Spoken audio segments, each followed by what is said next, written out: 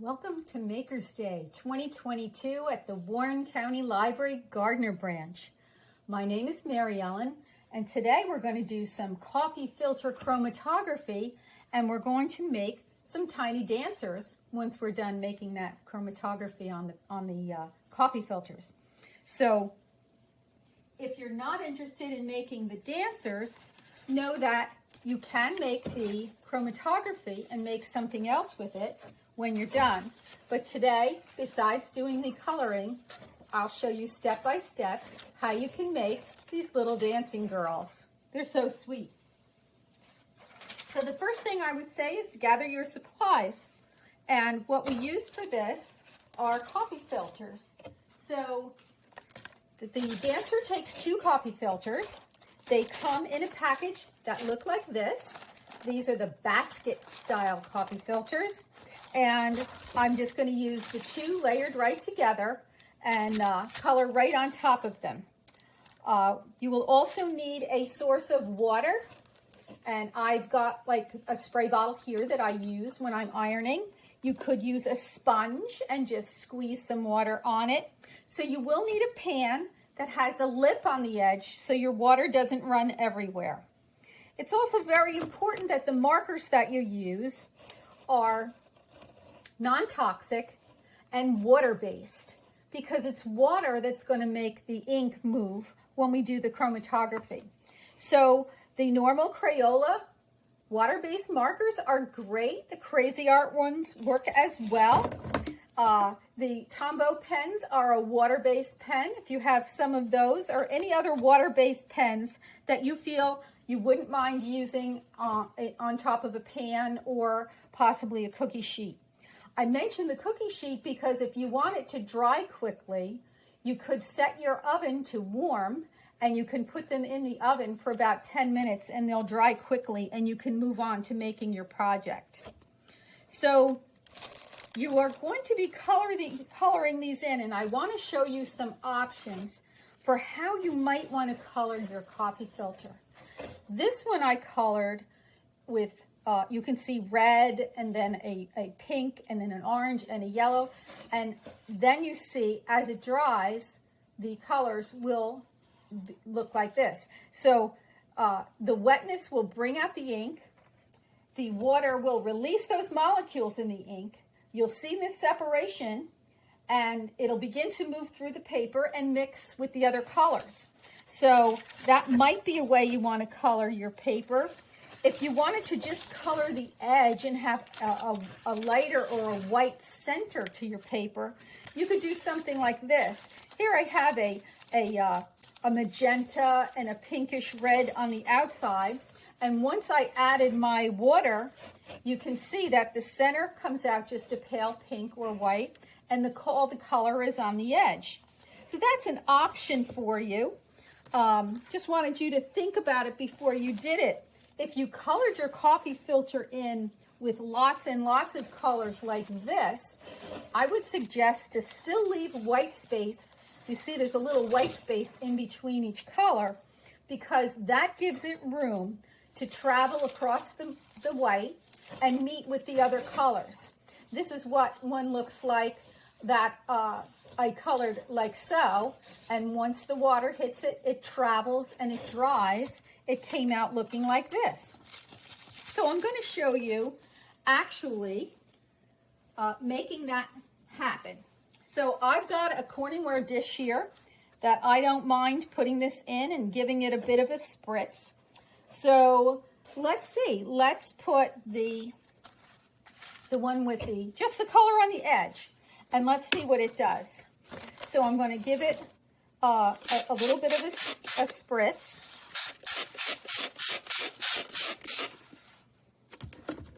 Actually going to push it down a little bit. I didn't mention too, something you're going to want to finish those tiny dancers would be a small rubber band and 2 pipe cleaners. All right, so now we have got this soaking in the water, and I really don't want a whole ton of water in there because it's going to take forever to dry. But as you can see, as I add a little bit more water right onto those colored edges, the water will begin to leach down into the center. So the center part will be pink when the outside is more red, and there's probably going to be some white there in the center when I'm done. Let's try another one. I have one here that is very, very colorful. And let me mention too that when you're coloring these in, put a pad of paper or something underneath, because some of this color will transfer right through the two coffee filters, and you don't want that on your table or your tablecloth. So here's another dish with an edge in it, so it's not going to run all over the table when I spritz it. And now when I spritz this water on here, give it a good spritz. Just kind of, what you need to do is give it a chance for those colors of the dye to start to release from the paper and start to travel on the paper. It takes a little bit of a while, and you can see it's starting to happen, and those white spaces are starting to actually disappear. So if I was going to take this now and put it in my warm oven, or just lay it on the counter, you could lay it on the counter overnight for sure, and it would be dry. I'm going to take a cookie sheet and lay it down here, and I'm just going to lift my coffee filters out. You can see they're quite wet. Lay that pan down. And what I want to do is I want them to dry separately. So I want to separate them, as you can see. And if I can just lay it down flat. Now, sometimes if you use too much color, you can start to get muddy. But I think that these are still going to dry in a very, very pretty way. So do you see, if I laid it down carefully like that, it's not going to be full of wrinkles when it dries. So I'm going to take that cookie sheet with both on, and I'm going to just pop it in my warm oven. And by the time I finish what I'm doing over here, I'll have another set dry. So let's grab the pear. This is what that will certainly look like when it's dry. And you can see one of them might be more bold than the other, or one side might be more bold than the other, because they are layered to start with. And the ink might travel through and be lighter on one side than the other. So what I'm going to do with these now is I'm going to make that tiny dancer. So what you do is you take your two pipe cleaners, and let me grab the second one. So the first thing I'm going to do with the pipe cleaner is I'm going to fold them in half. So if I bring the two ends together, it will certainly be right in half. And if I come down about 1.5 or 2 inches, I'm going to give it a twist, and you'll see that that's where my head will be. You see the head? Now if I continue to twist this a little bit more,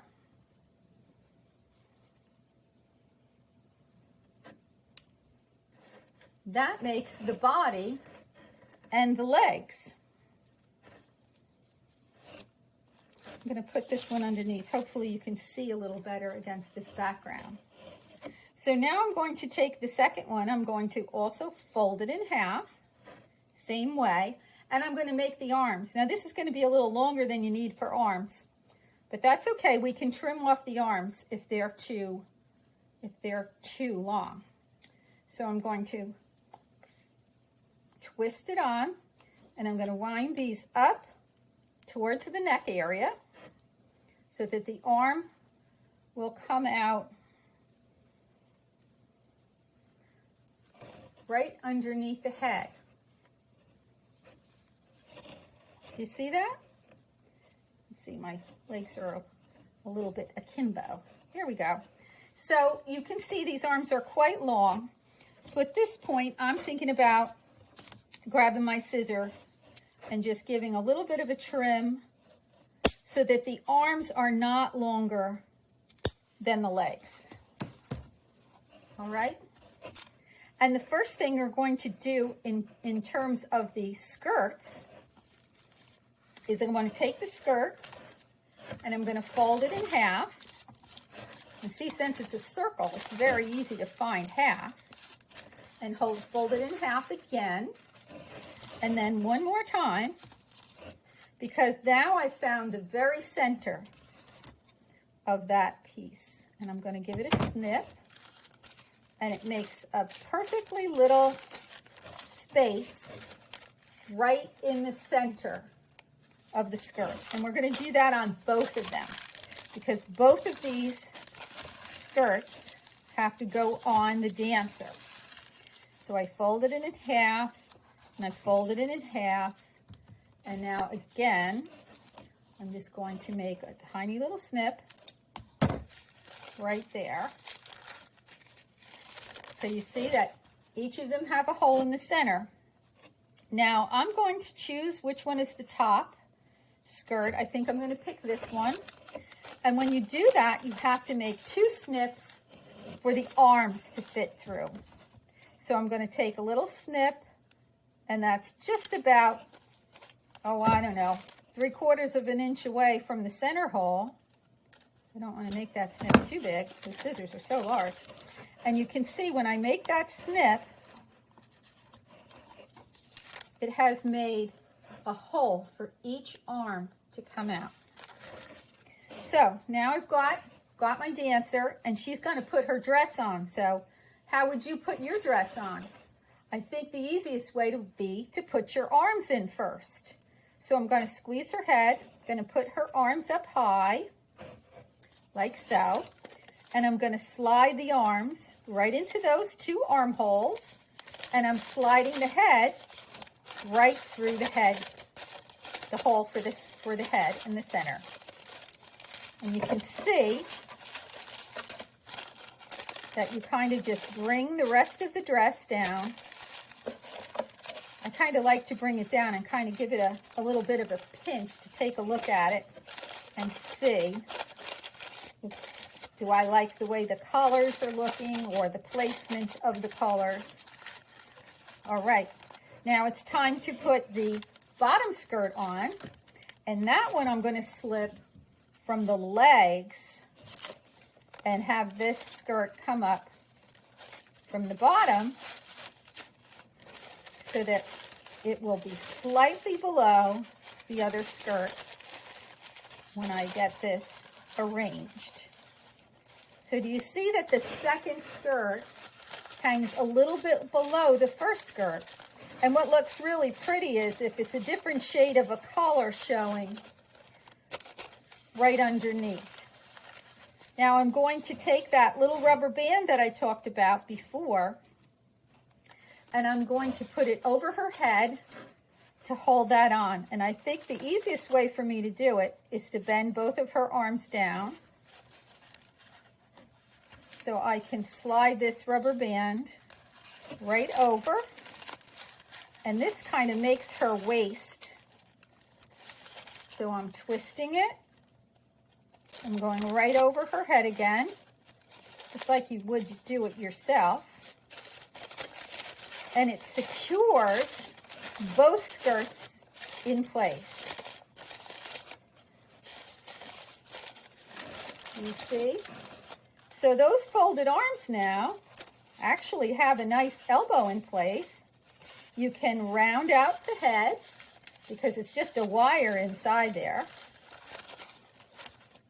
And you can make a little hand on the end of each arm by bending in the end of the pipe cleaner. So I might put one hand down on her hip. I might put one hand up in the air. And I think I'll do the same thing for her feet.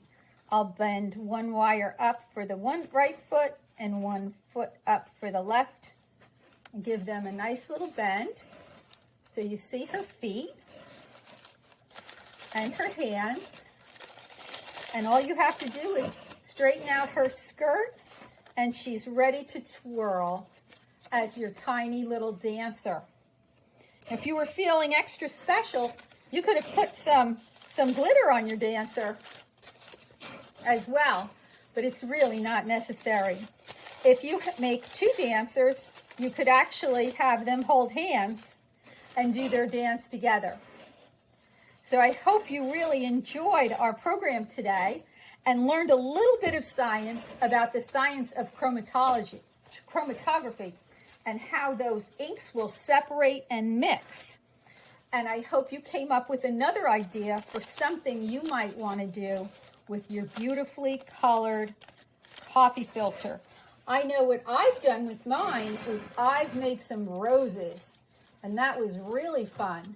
So watch this space. Maybe I'll be able to do a program on roses soon for the adults to make a fancy rose using the same thing, the coffee filters and the washable inks and chromatography, making it all work together. So thank you so much for visiting. I hope you enjoy our Maker's Day this year, and I hope to see you inside the building soon.